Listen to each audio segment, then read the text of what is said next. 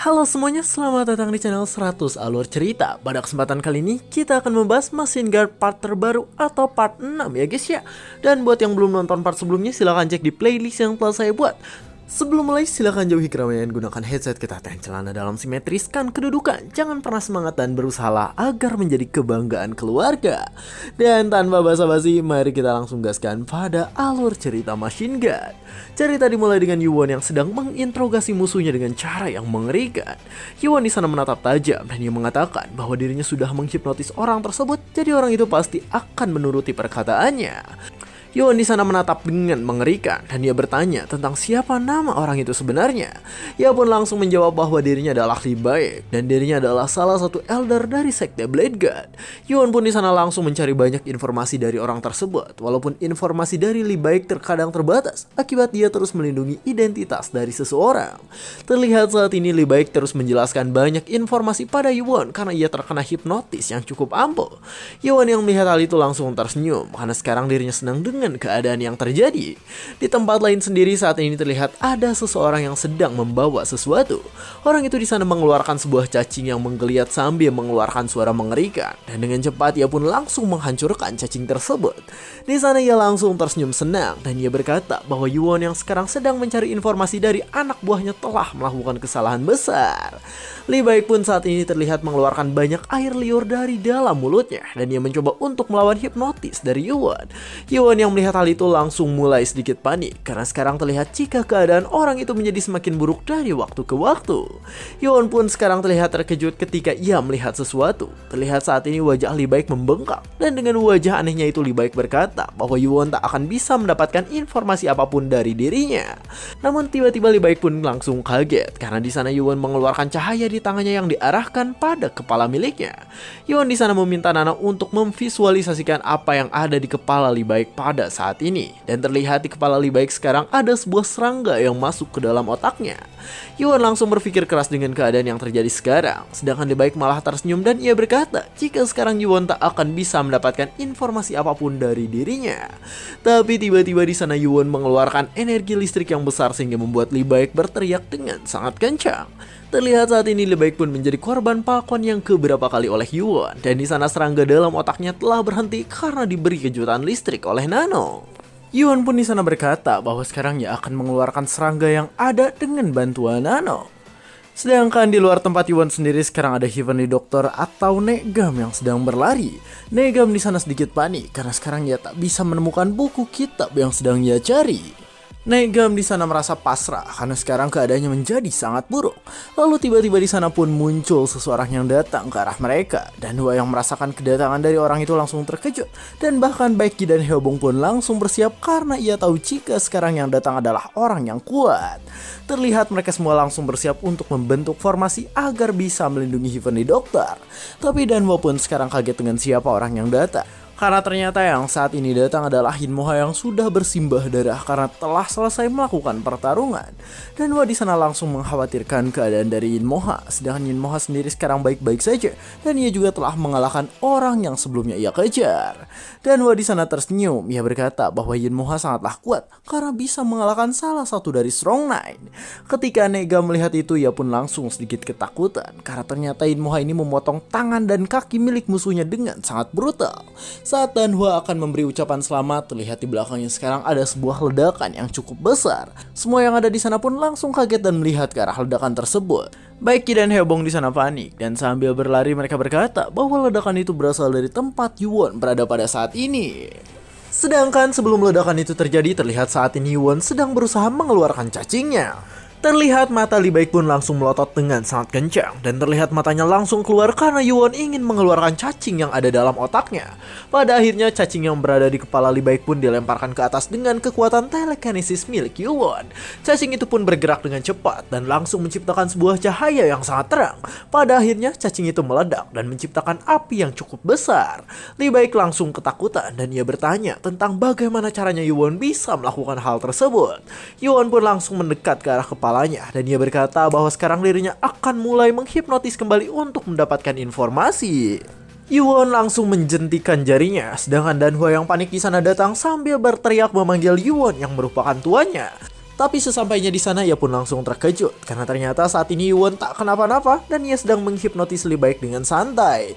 Lee Baek sendiri sekarang sudah tak sadar dan ia terus memberikan informasi yang dimilikinya pada Yuan. Yuan langsung menatap tajam dan ia berkata bahwa sekarang musuh mereka ada di sebuah tempat yang berada di dunia Moriam. Sedangkan di tempat lain terlihat ada Yin Moha yang bertanya apakah si Strong Nine tak kenapa-napa dan masih bisa hidup. Heavenly Doctor yang mendengar hal itu langsung kesal dan dia bertanya apakah Yin Moha ini bisa melihat dengan jelas. Terlihat saat ini si Strong Nine tak memiliki tangan dan kaki, bahkan sekarang ia juga diikat dengan keadaannya yang sangat menyedihkan. Saat mereka sedang berbicara, Yuan pun datang ke sana dan Yuan langsung berkata bahwa meskipun Wunja sudah sekarat, tapi ia mungkin masih bisa mendapatkan beberapa informasi. Ketika mendengar hal itu, Heavenly Doctor pun langsung terdiam dan sambil berlutut di hadapan Yuan, ia berkata bahwa sekarang dirinya memiliki permintaan. Negam di sana berkata bahwa sekarang ia juga ingin bertanya pada Wunja yang merupakan Strong Nine. Yuan pun langsung bingung ketika mendengar hal tersebut. Lalu Negam menjelaskan jika ia punya pertanyaan tentang kitab yang ia miliki dan juga informasi soal cucunya. Negam di sana menunjuk dengan kesal dan ia berkata bahwa Wunja pasti mengetahui informasi tentang cucunya. Ia di sana terus memohon pada Yuan. Yuan yang melihat hal itu langsung menatap tajam dan ia berkata bahwa itu sempurna karena nanti Negam pasti berhutang budi pada dirinya. Terlihat saat ini Wunja ngahulang tarik dengan keadaannya. Lalu dengan cepat di sana ada orang yang menjentikan jari untuk menghipnotis Wunja. Itu adalah Negam dan di sana Negam langsung bertanya apakah Wunja mengetahui di mana cucunya berada. Wunja pun langsung menjawab bahwa cucu dari Negam berada di suatu tempat dengan para bandit. Ketika mendengar hal itu Negam langsung kesal dan ia berkata bahwa sebelumnya Wunja mengatakan ia tak tahu apa-apa tentang cucunya, tapi ternyata sekarang ia mengetahuinya. Dengan wajah kesal di sana Negam langsung bertanya tentang mengapa Wunja tak memberitahunya. Lalu Wunja pun langsung menjawab bahwa ia disuruh oleh atasannya agar mereka bisa mendapatkan banyak keuntungan dari Heavenly Doctor. Heobong langsung berkata bahwa Taoist itu benar-benar jahat. Sedangkan Negam di sana marah besar dan sambil mencekik leher Wunja ia berkata bahwa berani sekali mereka membuat cucunya berada di tengah para bandit. Negam di sana terus mencekik Wunja dengan sangat kencang dan ia berharap agar Wunja ini mati. Wunja sendiri saat ini tak bisa mengatakan apapun karena sekarang tubuhnya sudah tak bisa bergerak lagi. Yuan yang melihat hal itu langsung panik dan ia berkata agar Negam berhenti. Yuan di sana merasa pusing ketika melihat hal tersebut. Lalu dengan cepat ia pun menggunakan telekinesisnya untuk membuat Negam berhenti melakukan perbuatannya. Terlihat Negam langsung didorong mundur ke belakang. Negam di sana ditahan oleh bawahan Yuan dan Yuan berkata agar Negam dibawa keluar sebentar. Yuan saat ini langsung bersiap untuk menginterogasi Wunja kembali. Namun terlihat saat ini Wunja sudah tak sadarkan diri dan aktivitas jantungnya juga sudah mulai melemah. Yuan pun di sana langsung terkejut karena Nano memberitahu jika kemungkinan Wunja mati adalah 98%. Yuan mulai menyuruh Nano untuk melakukan kejut listrik agar Wunja tetap hidup. Namun sayang Wunja telah mati dan usaha Yuan untuk menggunakan kejut listrik gagal. Yuan akhirnya hanya mendapatkan informasi yang terbatas dari Wunja karena Wunja mati duluan akibat ulah dari Negam. Yuan pada akhirnya tak mempermasalahkan hal itu, tapi di sana Yuan berpikir bahwa seorang dokter ataupun seorang biksu ternyata memiliki kelakuan yang tidak jauh berbeda dengan sekte iblis yang ia miliki. Saat Yuan sedang berpikir, tiba-tiba Yin Moha datang memanggilnya. Di sana Yin Moha memberikan sebuah buku pada Yuan. Yuan yang melihat hal itu langsung bingung. Sedangkan Yin Moha di sana menjelaskan jika ia menemukan buku itu ketika sedang dilindungi habis-habisan oleh Wunja. Dan Wa sendiri di sana berkata jika itu mungkin adalah buku yang dicari oleh Negam dan buku itu juga memiliki bahan yang tak biasa.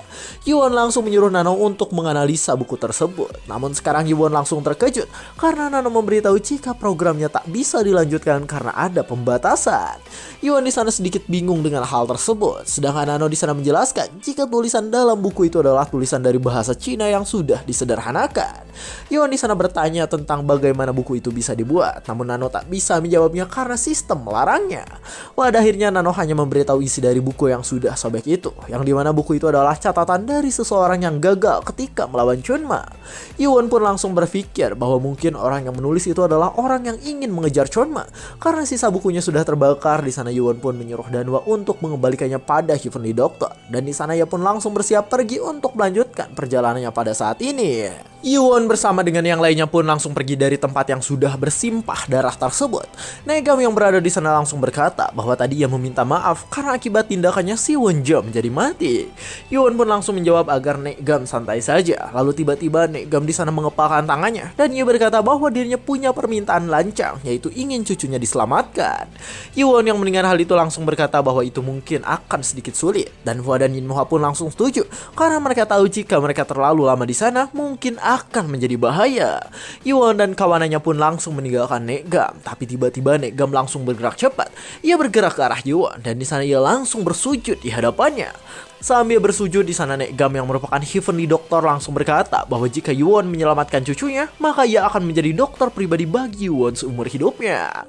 Baik Ki dan Danhwa pun langsung terkejut ketika mendengar hal tersebut. Sedangkan Yuwon di sana langsung tersenyum dan ia berkata bahwa itu adalah tawaran yang sangat menggiurkan. Negam di sana terus berharap agar Yuwon mau membantunya, dan di sana ia pun langsung terkejut karena sekarang tubuhnya melayang karena terkena kekuatan telekinesis milik seseorang.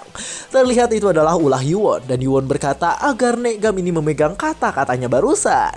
Mata Negam di sana langsung berbinar dan sambil menangis ia pun langsung berkata bahwa Yuwon ini benar-benar penyelamat bagi dirinya. Negam pun di sana langsung bertanya tentang siapa nama Yuwon karena sebelumnya ia belum mengetahui dari nama penyelamatnya tersebut. Yuwon pun langsung tersenyum dan dengan tatapan tajam ia berkata bahwa dirinya adalah Chun Yuwon. Sambil mengusap air matanya di sana Negam berpikir bahwa nama itu tak asing bagi dirinya. Lalu ia pun ingat bahwa nama itu mungkin adalah nama dari Lord Cultus Demonic. Negam di sana terkejut karena mungkin tadi ia telah bersumpah setia pada Yuwon yang merupakan ketua sekte iblis yang baru. Yuwon dan beberapa orang lainnya pun langsung pergi untuk menyelamatkan cucu dari Negam. Dan di sana Yuwon bertanya apakah Danhwa tahu tentang di mana para bandit yang sedang menyekap cucu Negam.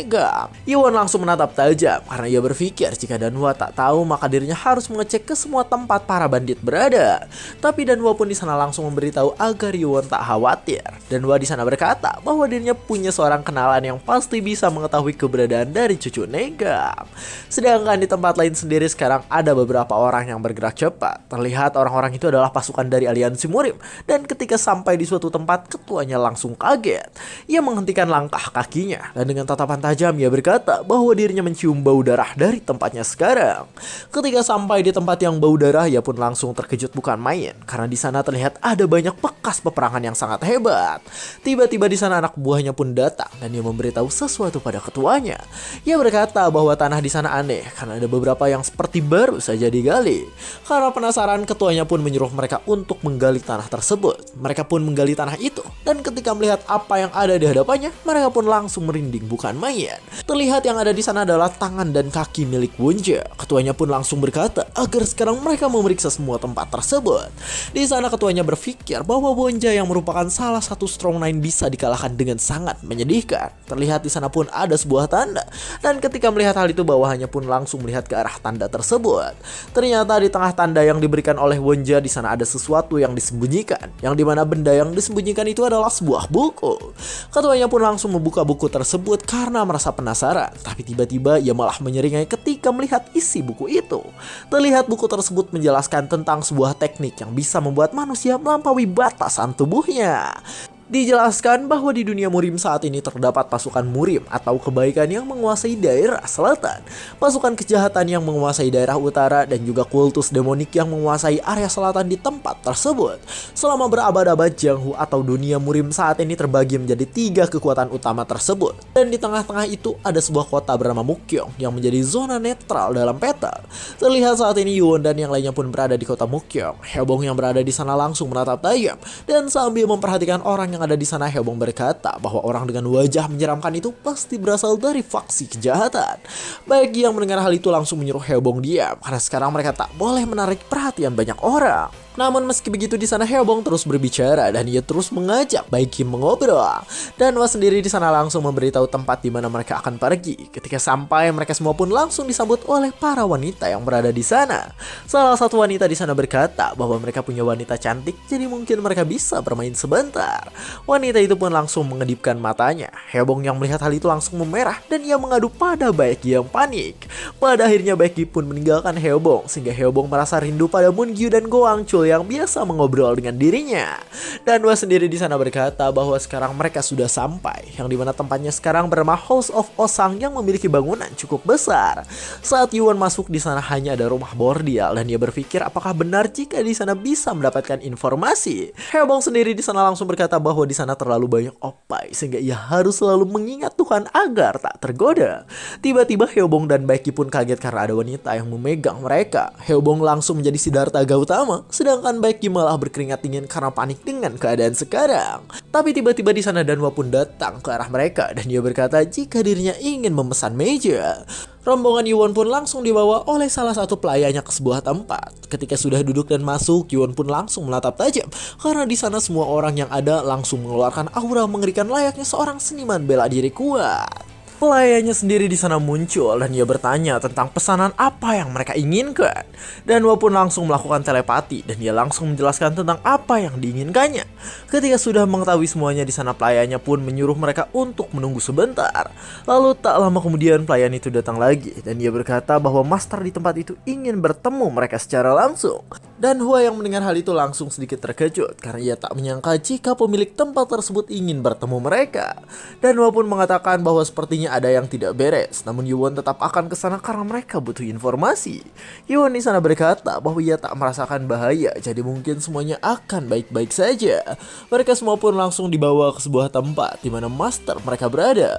Pelayannya langsung menyuruh mereka masuk, dan ketika masuk terlihat master tempat itu pun langsung menyambut mereka dan ia berkata jika Yuan dan kawanannya adalah tamu yang penting.